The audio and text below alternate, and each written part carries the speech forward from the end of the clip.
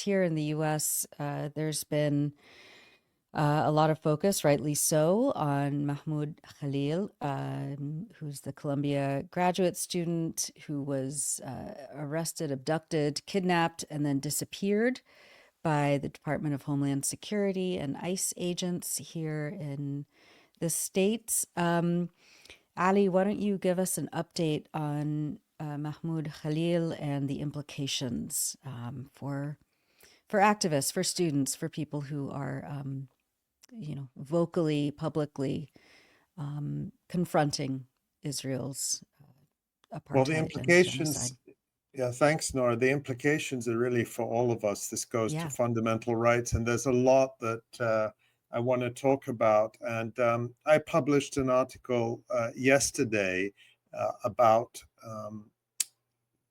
Mahmoud Khalil and about the organization that is claiming credit for Yeah. his arrest. It is an extremist group called Betar US, which is associated with the century-old Betar Zionist movement of 𝐓𝐡𝐞 𝐄𝐥𝐞𝐜.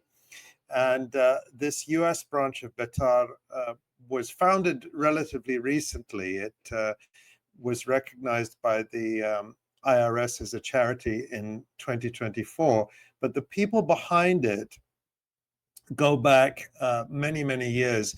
Its founder, Ron Tarosian, who is a US-born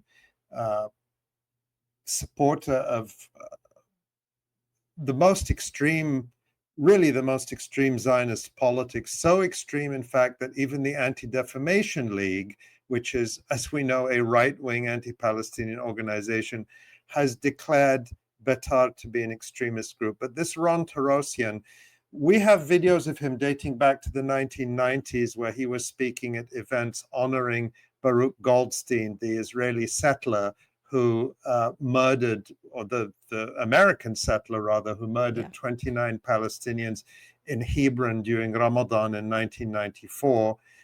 And they view Meir Kahane, who was one of the earliest advocates for the mass expulsion of Palestinians, as a hero. And I discovered, this was just sort of as I was investigating the organization, that Betar, which has been collecting dossiers on individual students, including Mahmoud Khalil, and passing them directly to the Trump administration, that they're raising money without even being registered as a charity in New York where they're based. So that would put them in violation of the law. I actually checked this in the Charities Bureau database in New York State, but not satisfied to do that online. I also called the Charities Bureau and they confirmed they have no registration. So I filed a complaint about that. And presumably the New York Attorney General will let me know why this charity is raising money, or this so-called charity is raising money without being registered. Now, charity is a very charitable word for this organization. It is as extreme a hate group as you can imagine. And just to give one example of the hate and the vile and depraved hatred it spews on social media around the clock, let's show this tweet, which is from February. And this was, just to explain this, our friend Layla Al-Arian, the journalist who we've interviewed on the live stream many times, posted in February this list. It's too small to read because there are literally hundreds of names there of Palestinian babies killed by Israel during the genocide in Gaza before reaching their first birthday. And Betar US responded, not enough. We demand blood in Gaza. Literally, not enough babies under the age of 1 have been murdered for the taste of this group.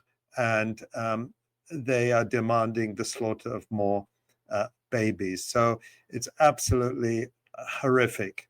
So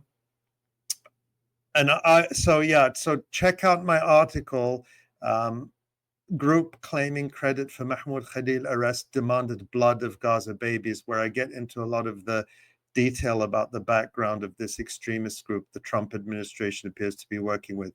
As far as Mahmoud Khalil is concerned, Well, let's just take a look at some breaking news. This has happened while we've been on air.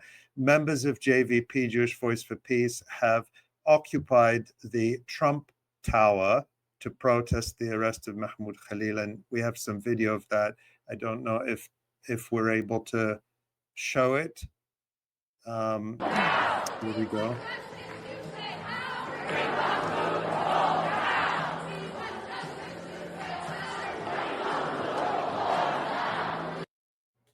So that's the lobby of Trump Tower in New York, where hundreds of Jewish activists have taken over the lobby of Trump Tower as we speak, in order to protest the arrest of Mahmoud Khalil and the crackdown on free speech.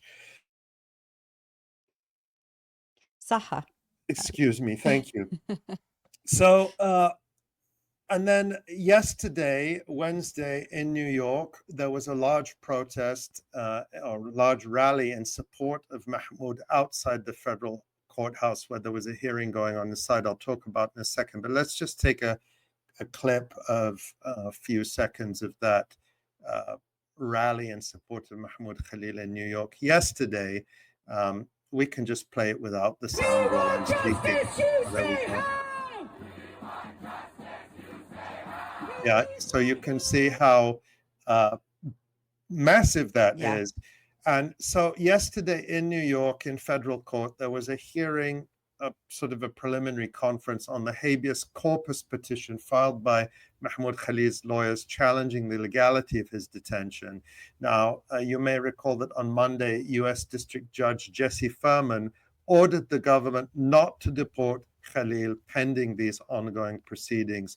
On Wednesday, the same judge did not order Khalil that he be released, but did order the government to give him more access to his lawyers. Since his arrest last Saturday, Khalil has been deprived of the ability to confer confidentially with his lawyers, and he had his first substantial meeting by telephone with his lawyers following that judge's order.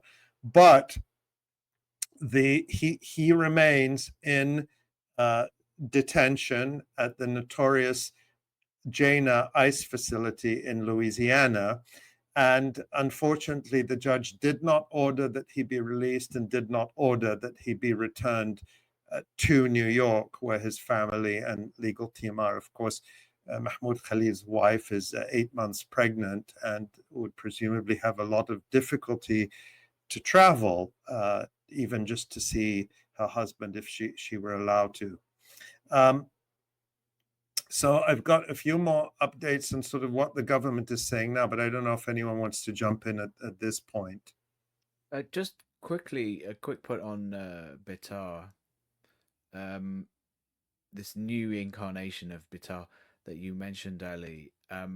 It's really interesting how this group has suddenly come out of nowhere. I mean, historically, obviously, there's a precedent, but come to prominence quite suddenly.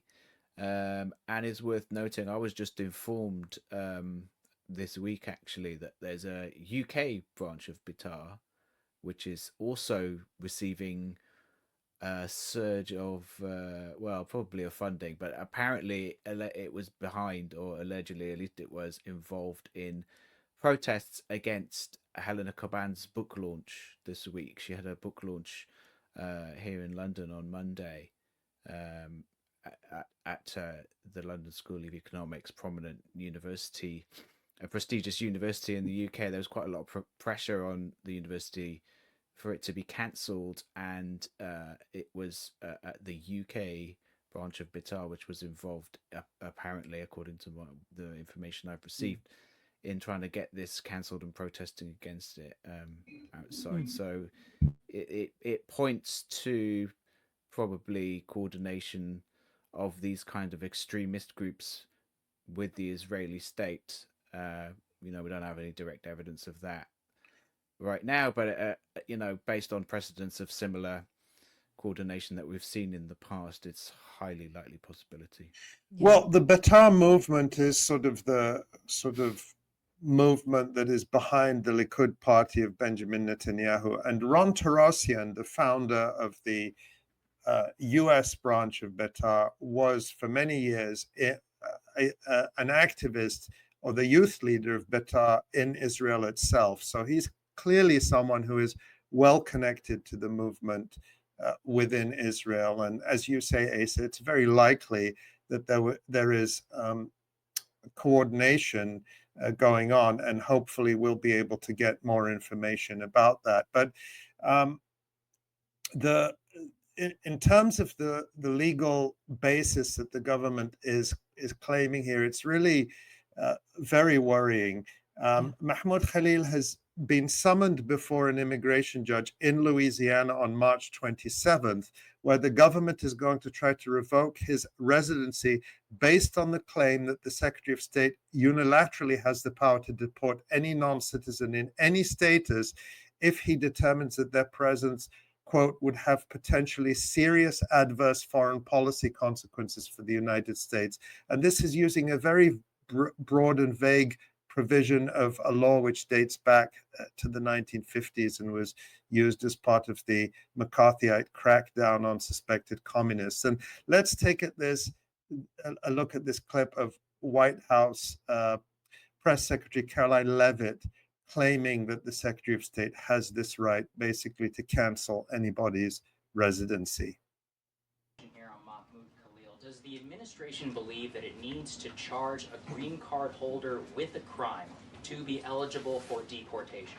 Well, in fact, Secretary Rubio reserves the right to revoke the visa of Mahmoud Khalil, and I'm glad you brought this up. Under the Immigration and Nationality Act, the Secretary of State has the right to revoke a green card or a visa for individuals who serve or are adversarial to the foreign policy and national security interests of the United States of America.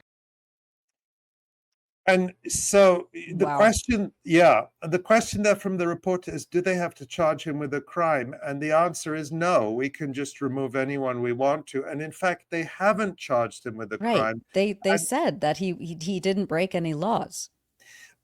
At the same time, they have been absolutely demonizing him. And, from the president down, top officials have been demonizing Mahmoud Khalil, calling him a terror supporter and calling him the worst possible things. And they have no evidence that he's done anything that they can charge him with as a crime. So they are claiming this broad authority, which basically would cancel the First Amendment for millions of lawful permanent residents in the United States. And that seems to be what they're saying. Here's another video, a very brief clip of Tom Homan, the Executive Associate Director of ICE, that's Immigration and Customs Enforcement, who is responsible for removals, basically deportation. Let's take a look at that video clip of him speaking. Free speech has limitations, but when you go to a college campus, you incite protesting and locking down and taking over buildings and damaging property and handing out leaflets for Hamas, who is a terrorist organization. Coming to this country either on a visa or becoming a resident alien is a great privilege, but there are rules associated with that. So, I mean, obviously he wasn't handing out flyers for Hamas, but it is important to note that you can still hand out flyers for Hamas. It is not, that is still protected speech under the Constitution. Yeah, in the United States. In the United States. I should probably not comment. Yeah, well, and it's interesting because we didn't show that clip, but Caroline Leavitt was asked in that press conference, because she accuses him. She says he organized Hamas flyers were being handed out, and journalists asked her for copies, and she couldn't provide any evidence. And none of us have seen any of this, right? No. Wouldn't they be showing it if this was happening? Exactly. So there's no evidence of any crime there. But you're right, Nora. Under the First Amendment, you have the right to say, I support this group or that group. You don't have the right to say that on YouTube, so I'm being careful what I say, even in giving my example. Right. But that's the First Amendment, and they're claiming that they just have the authority to cancel the First Amendment completely, which is basically what's at stake here. And so now, in terms of what will happen with Mahmoud Khalil, I suppose his lawyers are going to, the next steps will be probably in the next couple of days to try to get a court to act on this habeas petition and to get him released from detention, which is a separate issue from the deportation proceeding. The deportation proceeding before an immigration judge is scheduled for March 27th, so that's still some 2 weeks away, and then that will not be a quick process. That will, whatever is decided, that will be appealed and then appealed and appealed. And the question for the immediate question is, will he have to remain in detention throughout this potentially lengthy process? And of course, we absolutely hope he'll be released immediately. But then the other question is that the courts are going to have to decide if indeed the Secretary of State has this broad power just to declare any legal permanent resident, someone who could have been living in the United States for decades, who has a home and a family and children and knows no other country, to declare them by decree persona non grata and simply arrest them or evict them. This is a major threat to free speech. And the chilling effect is already very, very visible. And that's what I want to talk about in terms of, the universities and their complete failure. I reported last week at the Electronic Intifada. I don't remember if it was before or after the live stream. It's been such a long week. But I wrote an article about how Columbia University is complicit in the abduction, the kidnapping, the disappearance of Mahmoud Khalil. And it's very clear Trump has vowed that, and top officials have vowed, they're going after other students. And this extremist group, Betar, has a hit list for deportation that the government seems to be focused on. And so it's very frightening. And the New York Times reported yesterday that, I'm going to read from this article headlined, "At Columbia, tension over Gaza protests hits breaking point under Trump." And it says, days after immigration officers arrested a prominent pro-Palestinian campus activist, administrators at Columbia University gathered students and faculty from the journalism school and issued a warning. The journalism school. The journalism school. Okay.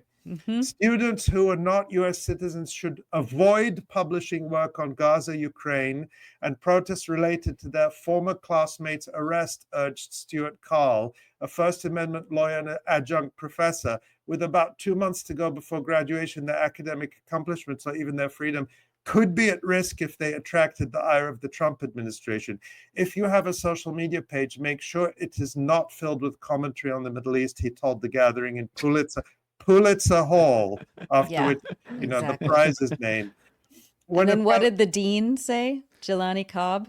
Yeah, we'll get there. Okay. When a Palestinian student objected, the journalism school's dean, Jelani Cobb, was more direct about the school's inability to defend international students from federal prosecution. "Nobody can protect you," Mr. Cobb said. "These are dangerous times." It's a journalism school professor telling students not to do journalism. Dean of the journalism school. To self-censor, to do the very thing that the New York Scrub your Times... social media. Right. Yeah, and... but, to be fair, nobody can protect you if the federal government decides to send in agents to basically abduct you and disappear you. That's true. But up to that point, there is plenty that these colleges and universities could be doing and have not been doing. And Columbia in particular has been very complicit in this attack on its own students and faculty, and which is what I wrote about in my article. And they have shied away from using their vast influence and wealth to stand up to the government. I mean, Columbia's sitting on something like a $15 billion endowment. Yeah. They don't need federal grants to operate. They can say, we will do everything we can to protect our students, our faculty, will hire lawyers. We will not allow ICE on campus, or we will do everything possible to protect us. They're not even saying that. They're not even saying, and I know they're not doing those things. I can tell you from a lot of what we're hearing from people at Columbia, where, as you know, from the interview we had last week with students there, people can't speak out openly. We spoke to students who are speaking anonymously without giving their names or showing their faces because of the real terror and fear people are living under. And these universities are going along. They are doing the work of the Trump administration by telling people self-censor, don't talk about these topics which are at the top of everyone's mind.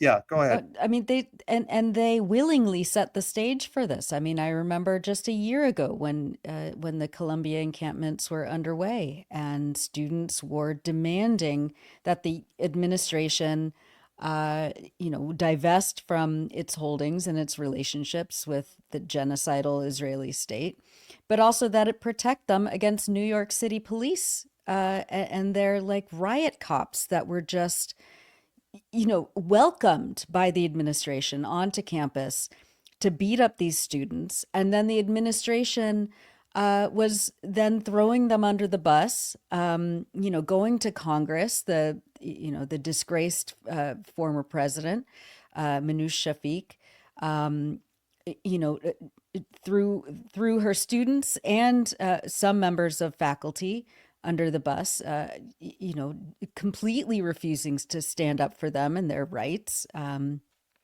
so so there's, they could have said, this is a free speech right, that, we are an elite U.S. institution. University students from all over the world want to come here. We want to protect that reputation as a bastion of academic freedom and inquiry. And instead, they were just all too happy to capitulate, to Israel lobby groups, to the Israeli government, to these like extremist right-wing organizations. And we now see what it gets them. Yeah, appeasement doesn't work. But another point you made, Nora, that I think needs to be stressed here is that the Trump administration is doing this, and they're going further, perhaps, than anyone has gone before in the open repression. But the previous administration and the ones before it laid the ground for this. And I want to remind people that at the height of the anti-genocide encampments in the summer of 2024, or the spring and summer of 2024, Kamala Harris, who was vice president and wanted to become president, was attacking the protesters and claiming that I quote her statement she issued on July 25th, 2024, despicable acts by unpatriotic protesters and dangerous hate-fueled rhetoric. I condemn any individuals associating with the brutal terrorist organization Hamas, which has vowed to eliminate the state of Israel and kill Jews. Pro-Hamas graffiti and rhetoric is abhorrent, and we must not tolerate it in our nation.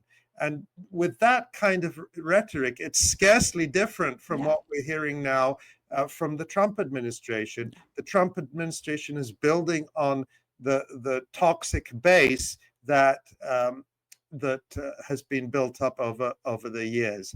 And I want to highlight another case of the many, many cases of academic freedom. This is the case of a scholar at Yale, Helia Dutari, and this is a statement shared via her lawyer that she's also shared directly on social media. And I'll just read the beginning. I just want to make people aware of it. She says, "My name is Helia Dutari. I'm a scholar of international law and political economy. My research engages with third world approaches to international law." Then she says, on October 1st, 2023, I was appointed Deputy Director of the Law and Political Economy Project and joined the team.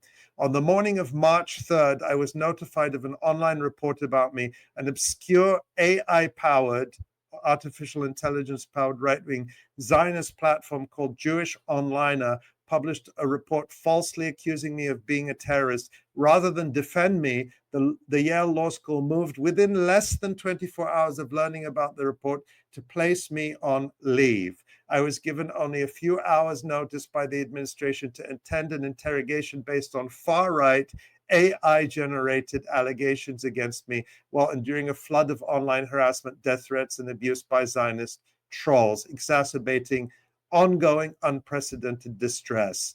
And again, she's alleging that Yale dismissed her immediately, is not defending her. And the mention there of AI, artificial intelligence, the Betara group that we talked about says it's using AI to basically scour people's online postings and platforms and to build dossiers against them that can be used in this way, either to get them deported or to lose their jobs. And the Trump administration has talked about using AI for its so-called catch and revoke effort, Right. which is really this terrible language as if people are animals being caught in a trap. Catch people and then revoke their visas or their residency. So that's yet another case and yet another, apparently, an example of the cowardice of these elite institutions which purport to be the leading academic institutions in the world. And then finally on this, I just want to note that we saw some of the protests earlier, the popular mobilizations, including the action that's going on at the Trump Tower now. But there's also been some political pushback. A number of lawmakers have spoken out, including Representative Rashida Tlaib and more than a dozen other Democratic lawmakers. You can see the congressional letter that Rashida Tlaib posted on her Twitter account. And also, several senators have spoken out, including Democratic Senator Chris Murphy of Connecticut. And let's take a listen to some of what he said in a video he posted on Twitter. A man by the name of Mahmoud Khalil, an immigrant and a legal permanent resident of the United States, is being held right now in prison, even though no criminal charges have been filed against him. Now, I want to tell you why that should matter to every single American. Khalil is a recent graduate of Columbia University. He opposed Israel's military operation in Gaza. He has deep animus toward Israel's policies and the U.S. support for those policies. He helped organize the protests over Gaza at his university last year. You can disagree with his views or his politics, but there is no evidence he has broken any law. But last weekend, Trump officials entered his apartment and took him into custody. They brought him to a detention facility in New Jersey at first, but when his family went to visit him, he wasn't there. For a while, his family and his lawyer had no idea where he was. They eventually found out that he was being held in a detention facility in Louisiana, and that's where he still is today. In dictatorships, they call this practice being disappeared. No charges, no claims of criminal behavior. The White House doesn't claim he did anything criminal. He's in jail because of his political speech. I mean, that's also Israeli practice. For decades, Israel rounds people up that they don't like. They disappear them. They put them into administrative detention, sometimes for decades, under torture conditions. And so it's that reference is not lost on most of us. Yeah, and a couple of things that are very interesting here, because remember in his State of the Union speech last week, Donald Trump said, free speech is back in America, we've brought it back. And of course, what they mean by free speech is speech they agree with. And we also heard Tom Homan from ICE, Immigration and Customs Enforcement, earlier talking about how, well, speech has limitations. If you're rioting, if you're obstructing, if you're blocking people from going to class, all these allegations, a lot of which is just nonsense, but trying to provide a basis. Remember a few weeks ago, we had Abid Ayoub from ADC, the American Arab Anti-Discrimination Committee, and he said, it's not the speech that they're going to go after, it's the minor things, like if you blocked a road or you blocked a bridge or if you occupied a university building. Those are the insignificant so-called crimes or violations they're going to use as a pretext. And that's what's happening here. And with Mahmoud Khalil, and clearly they will attempt this with others, they're using these obscure and overly broad immigration provisions to effectively cancel free speech. So it's an incredibly, incredibly dangerous situation. And I have to say, you know, people like Chris Murphy and also even Chuck Schumer, the ultra pro-Israel Democratic leader in the Senate, formerly the majority leader, now the minority leader, he put out a tweet saying, you know, I abhor everything Mahmoud Khalil says and stands for, but this is, you know, an attack on basic fundamental rights. And I have to say the Democrats have been playing with fire all this time, Yes. because they fueled this rhetoric. As I mentioned, they all fueled this rhetoric, falsely smearing student protesters as anti-Semites and pro-Hamas and pro-terror. And now they're seeing, you know, what happens when you push that too far and you have an administration that's willing to come along and do what Trump is doing. All of a sudden, they are pulling the alarm bells, but they helped bring us to this point. They did this. They were part of this. Well, and the Trump administration has said that more to come. You know, like they have a list and they're just gonna start going through it. And it's extremely troubling. And you're right. I mean, this was all, you know, served on a platter to the Trump administration by the Democrats. And of course, people are saying, you know, the most vulnerable have always been people on temporary visas, on student visas. It was assumed that people with green cards, legal permanent residents, had nearly the same constitutional protections, basically the same constitutional protections as citizens. And now they are trying to completely demolish that. And they won't stop there if they get away with it. They will come after citizens. They will come after naturalized citizens first and start trying to revoke, perhaps, citizenships of naturalized citizens. That's something the Trump administration talked about in its first term. They floated that idea. They never got around to it in a big way, but we may see that come back now. So these are really dangerous times where this is far wider than just the issue of Palestine. And everybody needs to pay attention to this. And if there's one thing you pick up the phone and call your member of Congress about, or speak out about, it should be this, because they are coming after the core of our basic constitutional rights.